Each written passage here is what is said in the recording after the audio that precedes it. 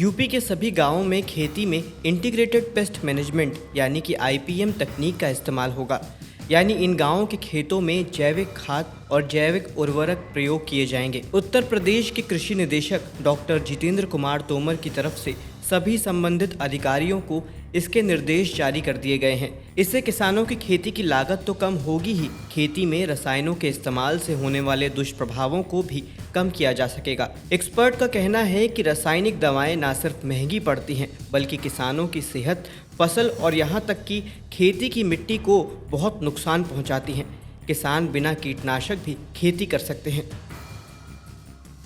अगले 3 से 4 दिनों तक देश के कई राज्यों में भारी बारिश की संभावना है। भारतीय मौसम विज्ञान विभाग के मुताबिक तटीय कर्नाटक, दक्षिण कर्नाटक, महाराष्ट्र और कच्छ के अलावा तेलंगाना, मराठवाड़ा, विदर्भ, नागालैंड और उड़ीसा में भारी बारिश हो सकती है।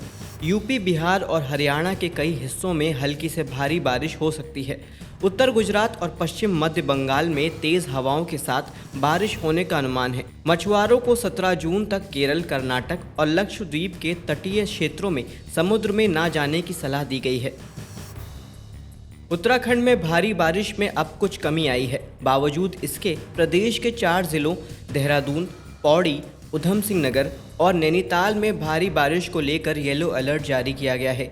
मौसम वैज्ञानिकों के मुताबिक पौड़ी, नैनीताल और ऊधम सिंह नगर में कहीं कहीं 1-2 दौर की भारी बारिश देखने के लिए मिल सकती है, जबकि अन्य जगहों पर हल्के बादल छाए रहने की संभावना है।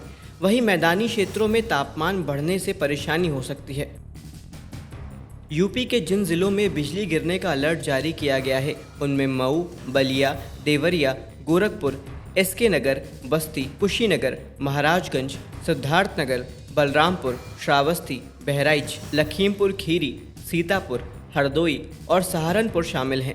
प्रदेश के शामली, मुजफ्फरनगर, आगरा, फिरोजाबाद, बिजनौर, अमरोहा, मुरादाबाद, रामपुर, बरेली, पीलीभीत, शाहजहांपुर और आसपास के इलाकों में भारी बारिश के साथ बिजली गिरने की आशंका जताई गई है।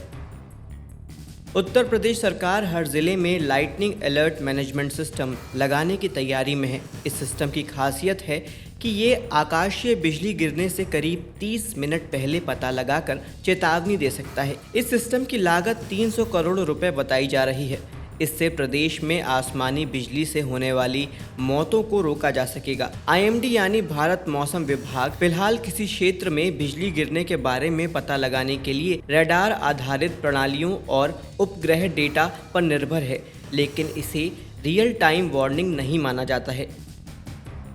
केरल के 3 जिलों अलप्पुझा, कुट्टायम और पथामिट्टा में मुर्गियों की खरीद, बिक्री और पालने पर रोक लग सकती है। एवियन फ्लू के प्रकोप का अध्ययन करने के लिए ऐसा किया जा सकता है। केरल सरकार ने एक विशेष पैनल की नियुक्ति की थी, जिसने अपनी रिपोर्ट में लिखा है कि इन जिलों में बर्ड फ्लू के प्रसार को रोकने के लिए चिड़ियों की बिक्री रोकनी होगी। विशेषज्ञ पैनल ने यह भी सिफारिश की कि मार्च 2025 तक बीमारी से प्रभावित जिलों में कोई भी नई बतख या मुर्गी नहीं रखी जानी चाहिए। रिपोर्ट में सुझाव दिया गया है कि सरकारी फार्मों सहित निगरानी क्षेत्रों में हैचरी को मार्च 2025 तक बंद कर दिया जाना चाहिए।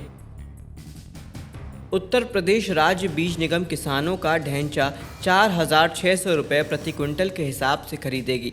सरकार ने मिट्टी की पोषकता में सुधार के लिए नई पहल शुरू की है, जिसके तहत हरी खाद के रूप में पहचानी जाने वाली ढैंचा की फसल को किसानों से खरीदने का फैसला किया गया है। ढैंचा बिक्री के लिए किसानों को राज्य बीज निगम में रजिस्ट्रेशन कराने को कहा गया है। हरी खाद के रूप में पहचानी जाने वाली फसल ढैंचा के बीज उत्पादन के लिए प्रदेश सरकार ने लगभग 8,000 कुंटल ढैंचा बीज ब्लॉक स्तरीय बिक्री केंद्रों पर 50% अनुदान पर बांटे हैं। जो किसान ढैंचा का बीज उत्पादन के लिए ढैंचा की खेती करना चाहते हैं, उन्हें 100% अनुदान दिया जाएगा, जिससे वे बीज उत्पादन कर सकें और सरकार उनसे खरीदकर इसे बेच सके। एक्सपर्ट ने पशुपालकों को सलाह दी है कि मानसून में अपने पशुओं को निमोनिया जैसी बीमारी से बचाने के लिए समय पर उसे डॉक्टर को ज़रूर दिखाएं। इलाज नहीं मिलने पर पशुओं की मौत भी हो सकती है। सांस लेने में तकलीफ, खाना पसंद ना करना, खांसी इसके मुख्य लक्षण हैं। बकरियों में रोग प्रतिरोधक क्षमता बरसात के दौरान कम हो जाती है। इससे बचाव के लिए पशुपालकों को मानसून आने से पहले ही बकरियों का टीकाकरण करा लेना चाहिए। पशु को दवा समय पर देने के साथ उन्हें भाप देनी चाहिए। खुरपका रोग बरसात के दौरान शुरू होता है। इसमें पशुओं के मुंह और खुर में छाले और मुंह से लार टपकती रहती है। रोगी पशु चारा नहीं खा पाता और पैरों में जख्म हो जाते हैं। पशु लंगड़ा कर चलता है। इस रोग के लग जाने पर सबसे पहले स्वस्थ और रोगी पशु को एक दूसरे से अलग कर लें। इससे संक्रमण बढ़ने से रोका जा सकेगा। इसके बाद रोगी पशु के मुंह में फिटकरी, पोटाश, बोरिक एसिड और नमक का घोल बनाकर धो लें और जल्द से जल्द पशु का टीकाकरण पूरा करवाएं। यह गाय, भैंस, भेड़, बकरी, सूअर में अधिक होता है। पशुओं की देखरेख करने वाले व्यक्ति को भी हाथ पांव अच्छी तरह साफ कर ही दूसरे पशुओं के संपर्क में जाना चाहिए। बॉर्डर सिक्योरिटी फोर्स यानी कि बीएसएफ ने ग्रुप बी, ग्रुप सी पदों के लिए आवेदन मांगे हैं। इच्छुक और योग्य उम्मीदवार बीएसएफ की आधिकारिक वेबसाइट rectt.bsf.gov.in पर जाकर 25 जुलाई तक ऑनलाइन एप्लीकेशन फॉर्म भर सकते हैं। बीएसएफ भर्ती 2024 अभियान के जरिए paramedical staff, constable, sub inspector और असिस्टेंट सब इंस्पेक्टर समेत कई पदों पर कुल 144 जगहों को भरा जाएगा। कांस्टेबल टेक्निकल यानी कि ओटीआरपी, एसकेटी, फिटर, कारपेंटर आदि पद पर 10वीं पास के बाद संबंधित ट्रेड में आईटीआई सर्टिफिकेट और 3 साल अनुभव मांगा गया है। पदों के अनुसार शैक्षिक योग्यता और आयु सीमा अलग अलग है। आवेदकों की उम्र 18 से 30 साल तक की होनी चाहिए।